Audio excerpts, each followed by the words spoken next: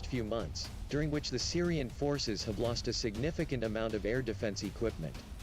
Information on this subject is provided by a columnist for the Syrian edition of the Syrian Arab Army News.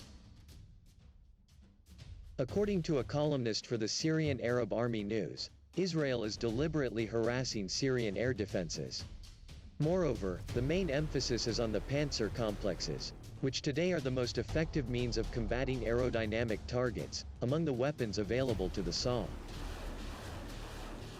Since the beginning of the year, the Israeli has been working on the maximum possible destruction of Syrian air defenses. At the same time, it is noted that the Israel is working out the defeat of air defense systems, in the vicinity of Damascus and in the west of Syria near Masayaf, and the emphasis is on the Panzer complexes, which are the most effective in the fight against Israeli ammunition, reports a Syrian observer. What exactly caused Israel's new strategy is unknown. However, experts believe that the IDF's actions may be related to Israel's preparation for a war with Iran.